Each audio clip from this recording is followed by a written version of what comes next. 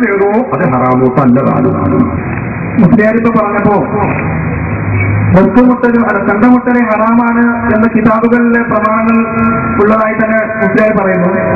എന്നാൽ KM മാത്തോട്ടം എഴുതിയൊരു പുസ്തകത്തിൽ Kanthapuram AT Abubakar Musliyar അവതാരികയോട് കൂടി എഴുതിയ പുസ്തകത്തിൽ ചെണ്ട അതുപോലെ തന്നെ മദ്ദള മുതലായ ആനകളും ജായിസാണ് എന്ന് അദ്ദേഹം എഴുതിയതായി കാണും. ഇതിനെക്കുറിച്ച് എന്ത് പറയുന്നു? ഇതൊക്കെ ജായിസാന്ന് പറയുന്നത് ജായിസാന്ന് പറഞ്ഞതൊക്കെ ഞാൻ പറഞ്ഞതിൽ ഒരു കളവുണ്ട്. അതായത് കാന്തപുരം AT മുസ്ലിയാർ അവതാരിക എഴുതിയത് എന്ന് പറഞ്ഞത് ശരിയല്ല. അത് ചാലിയത്തൊരു AT അബൂബക്കർ മുസ്ലിയാർ എന്ന് പറഞ്ഞ ഒരാളുണ്ട്, അയാൾ എഴുതിയതാണ്, അയാളാണ് അവതാരിക എഴുതിയത്. AP എന്ന് പറയുമ്പോൾ കാന്തപുരം എന്ന് പറയുന്ന AP കാണുമ്പോൾ കാന്തപുരം എന്ന് പറയിപ്പിക്കുന്ന അവസ്ഥയിലേക്ക് മുജാഹിദുകൾ ഞങ്ങൾ എത്തിച്ചു എന്നതാണ് ഞങ്ങളുടെ ആയിട്ടുള്ളത്. ഉറപ്പില്ലാതെ മുജാഹിദുകൾ അവരുടെ പ്രസിദ്ധീകരണത്തിൽ ഈ ലക്ഷം എഴുതിവിട്ടിട്ടുണ്ട്. ഉറപ്പ് വേണ്ടേ അവർക്ക്? കാന്തപുരം എന്ന പുസ്തകത്തിലില്ല. അതിലുള്ളത് AP അബൂബക്കർ മുസ്ലിയാറിന്. അത് ചാലിയത്തുള്ളൊരു AP ഒരു സാധു മനുഷ്യൻ, അയാളെ എഴുതിയതാണ്. ഏതോ ആവട്ടെ പറഞ്ഞു, നമുക്ക് നോള പറയുകയാണെങ്കിലും പാടില്ല, ഉത്തരം കൂടി പറയട്ടെ. എന്തൊക്കെ പറഞ്ഞു ഹറാമാണ് ഏതൊക്കെ എന്നാ പറഞ്ഞത്? കണ്ടമുട്ടനെ ഹറാമാണെന്ന് ജായിസാണെന്ന അവസ്ഥത്തിൽ ആയിക്കോട്ടെ. ഞാൻ പറഞ്ഞല്ലോ രുചിയായ, അതായത് നടു കുടുങ്ങിയതും രണ്ടു ഭാഗം വിശാലമല്ലാത്തതുമായ ചെണ്ട, വലിയ ചെണ്ട, അത് കുട്ടാ കുഴപ്പമില്ല. ആ ജായിസ് തന്നെ എഴുതിക്കണ്ട. അപ്പൊ ആ പുസ്തകത്തിലുള്ള നിയമവും തമ്മിൽ എതിർപ്പില്ല. അവിടെ ഈ പിന്നീട് ഇടുമ്പോ വലിയ വിഷയം തന്നെയാണ്. ഇടുങ്ങലും വലിയ വിഷയം തന്നെയാണ്. പറയുന്നത് അതിനൊരു തികേറ്റാണ്.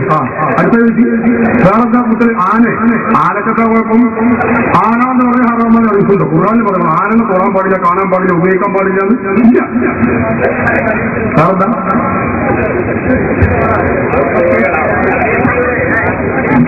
ഇത് മറ്റു മതസ്ഥരുടെ ചെയ്യാറുകളാണ്. ചെയ്യാറാണോ അല്ലെങ്കിൽ പിന്നെ ചിന്തിക്കാം. വേറെന്താ? ആനല്ലേ മറ്റു മതസ്ഥരുടെ ചെയ്യാറൊന്നല്ല. മറ്റു മതസ്ഥരുടെ ചെയ്യാറുണ്ടാകുമ്പോൾ മറ്റു മതസ്ഥർ ചെയ്യാമെന്ന് നമുക്ക് ചെയ്യാൻ പാടില്ല എന്ന് പറഞ്ഞാൽ മറ്റു മതസ്ഥർ പുള്ളിരിക്കുന്നുണ്ട്. അപ്പൊ നമുക്ക് തൊഴിൽക്കാൻ പാടില്ലല്ലോ, കാര്യം മുൻപല്ലോ. മറ്റു മതസ്ഥരെ കുപ്പാടില്ല, നമുക്ക് കുപ്പാടാൻ പാടില്ല പറഞ്ഞാൽ അതുപോലെ നമുക്ക് വെളിച്ചം കത്തിച്ചില്ല, നമുക്ക് വെളിച്ചം കെട്ടാൻ പാടില്ല എന്ന് പറഞ്ഞാൽ അതൊക്കെ മറ്റൊരു വശമാണ്.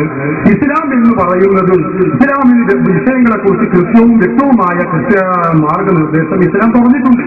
അപ്പൊ അതുകൊണ്ട് തന്നെ ആന എന്ന് പറയുന്നത് ആനയുടെ കുടുംബത്തിൽ ആറാമൊന്നും ആവൂല എന്ന് കരുതിയിട്ട് ആനകളെ കൊണ്ടുനടക്കുന്ന വലിയ പുണ്യാണെന്ന് നമുക്ക് വാദം കഴിഞ്ഞാൽ അങ്ങനെ ആരും മനസ്സിലാക്കാൻ വേണ്ട. അപ്പൊ ഇതിനകത്ത് അത് വലിയ പുണ്യകരമാണെന്ന് അതിനൊന്നും നമ്മൾ പറഞ്ഞിട്ടില്ല. അതത്ര പ്രശംസിക്കപ്പെടേണ്ടതോ അല്ലെങ്കിൽ പ്രോത്സാഹിക്കപ്പെടേണ്ടതോ ആണ് എന്നൊന്നും ആരും തെറ്റിദ്ധരിക്കേണ്ടതില്ല. ഒരാളൊരാളെ കൊണ്ടുവന്നു, ആന പുറത്തുകളെ നടന്നു, യാത്ര ചെയ്തു, ഇസ്ലാമിന് തെറ്റുള്ള കാര്യമൊന്നുമല്ല. പക്ഷെ അതുകൊണ്ട് വേറെ ബുദ്ധിമുട്ടുണ്ടാവുകയാണെങ്കിൽ അത് മറ്റു കാരണങ്ങളാൽ തെറ്റാവും. അത് ആശ മാത്രമല്ല, നമ്മളെ വണ്ടി മറ്റൊരാളെ ആക്സിഡന്റ് ആയി ബുദ്ധിമുട്ട് അതിനൊക്കെ തന്നെ. അപ്പൊ അത് ആനകൾ മാത്രം പ്രത്യേകതല്ല, ബുദ്ധിമുട്ടും വിഷമോ എവിടെ വരുന്നുണ്ടോ അതെല്ലായിടത്തും വിഷമം വരും. അപ്പൊ അതനുസരിച്ച് ആനക്കും വരും, കുതിരക്കും വരും, വഹാബിക്കും വരും, എല്ലാവർക്കും വരും. അതുകൊണ്ട് മാത്രം ഇത് സംഗതി തെറ്റാണ് എന്ന് ശരിക്കും പറയാൻ പറ്റില്ല. ഇതാണ് ഞാൻ പറഞ്ഞത്. നിസ്സാരമായി കാണുന്നത് കേരളക്കരയിൽ ഒരു ഭയങ്കര ഭവിഷ്യത്ത് കണ്ടുവരുത്തും. അതാണ് നിസ്സാരമായി കാണേണ്ടതിന് നിസ്സാരമായി